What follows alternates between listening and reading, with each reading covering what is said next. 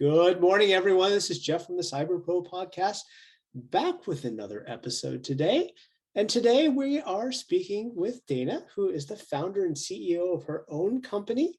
And she's going to be telling us a little bit about herself, what she does, and how she will solve all of our cybersecurity questions from now until eternity. And with that, because hackers don't sleep, neither should we, and we should jump right in. Good morning, Dana. How are you? I'm well. How are you? Thank you for having me. I've had too much coffee today, and hopefully my editors can edit that out. Question number one, can you tell us a little bit about yourself and what you do, please? Sure. Yes. My name is Dana Mantilia, and my company is Identity Protection Planning.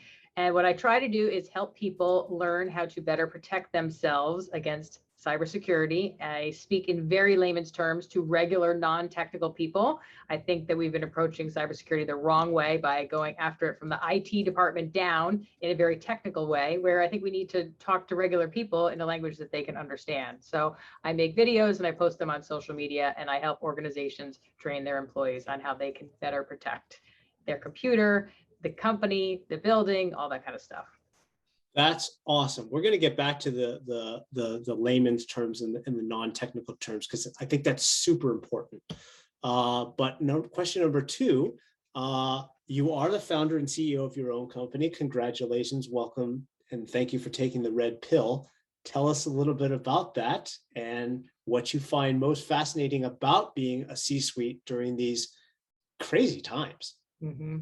Well, I have a very small company, and I think anybody that has a company that, regardless of this crazy pandemic that we had to navigate, one of the biggest things is that when it's your company, you're the one making the decisions, which is good, because you can make whatever decisions you want, but you don't really have a lot of people sometimes to maybe bounce off something that you're questioning. Is this such a good idea? So you really have to think and then overthink and then think again as to, what's the right thing to do here. And, shifting during the pandemic was a huge deal for everybody. I mean, one of my biggest things was I had a bigger opportunity because people were asking me beforehand, could I come and travel and speak to their organizations? And there's no way I could do that with my schedule. I just can't do that. And now we're all living in a Zoom world. So now I've done a lot of virtual training for big groups, small groups, and it's given me a huge new opportunity.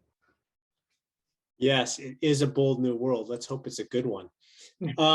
Question number three, we hear from other industry leaders, specifically those at the higher end like yourself who are entrepreneurs, that cybersecurity is not only a top concern and getting bigger. And I'm going to add to the mix the comment that you made on the first one, where it is now becoming a major issue for everyone who is no longer at the technical forefront, but is an everyday person.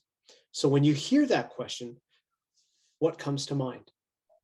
So it's the human factor that we all need to start looking at. I think that, by attacking cybersecurity, having the technical people, then go down and train, that doesn't really work. And like I mentioned before, we have to speak a language that everybody understands. First of all, we have to make sure everybody understands that these risks are out there. 85% of the problems are being caused by the non-technical staff that is clicking on things, giving away credentials, accidental. I'm sure there's some maliciousness, but not necessarily all the time. So we need to start there. If we started with every company having some basic cyber hygiene, the country, the companies, the world would be in a much safer place. And unfortunately, not even that level is being done at a lot of organizations. Yeah, which is even more critical and time sensitive nowadays because we do live in a remote Zoom world. So, wow, you have a big job ahead of you. Question number four, let's drill down into that a little bit more. When you talk to clients and customers, how do you teach the companies and their employees to better protect themselves as well as the companies that they work for against these cyber attacks? Well, I think the way that I approach it also is a little bit differently, where I'm not talking to the business owners and saying, okay, we're going to punish everybody that clicks on the bad links. Bad you're getting fired. You're out of here. We need to look at it as let's help these people, let them learn something that will help protect them, their kids, their adult parents. So if you're giving people regular tools that they can then apply in their own world, I mean, all these smart devices that we're all using that, there's a lot of security risks out there with that. But if you teach these people about that, they get interested, because then they can better protect their house and all that. And then they change. It's a cultural change, which is what we need. We need a cultural change in the way that everybody's looking at cybersecurity, not necessarily just, okay, we check the box, here we go, now it's said and done. So I say we need to teach people to help themselves, that gain their interest, and then it'll just be a mind shift with how they wind up protecting things for the company. Yeah, and that's a super important phrase that you said about a cultural change. We'll get back to that a little bit more, because I think what you're saying with that is, we live in a world that changes quickly, but somehow in the last 10 years, we've managed to adapt into a smartphone. You talk about devices, a smartphone world. Now the next step is to teach a new necessary skill set for the vast majority of people who aren't quite there yet. That sounds like what you're saying, right? Mm-hmm. Yeah. And you think about when we were kids, everybody knew what to do in a fire drill. Everybody.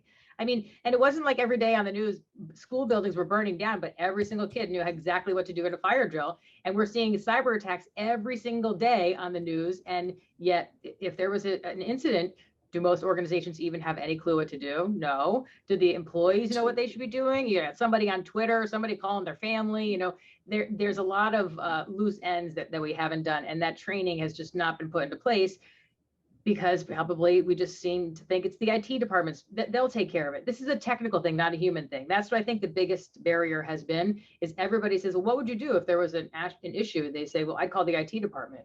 And I think I would say 97% of people would probably give that response if you asked them, what would you do if there was something? A disconnect. Very well put, right? They don't think it can hurt them, so they don't think about it. Interesting. Mm-hmm. Hey, for those of our viewers who might want to learn a little bit more about you, Dana, what you do and your company, what's the best way to get a hold of you? Either LinkedIn or YouTube is the best way to get in touch with me and to see some of my content. Excellent. All right, question number 5, our fun question. Mm-hmm. Tell us a little bit of piece of retro technology that makes you smile. Well, one of my, someone in my network in LinkedIn sent me a big, huge old rotary phone that weighs probably about 50 pounds. And I love it. And I showed it to my kids and they were like, what is that? They had no idea about the whole spinning the thing around and everything. And just watching them look at this thing, it was like, it was from outer space or something. So I would say that's one of my favorite things that makes me smile. Nice. I love it. Thank you for being on today. This has been a lot of fun. Thanks for having me. It was a lot of fun. You made it to the end. Thanks for watching the Cyber Pro podcast today. You can find more content here and there.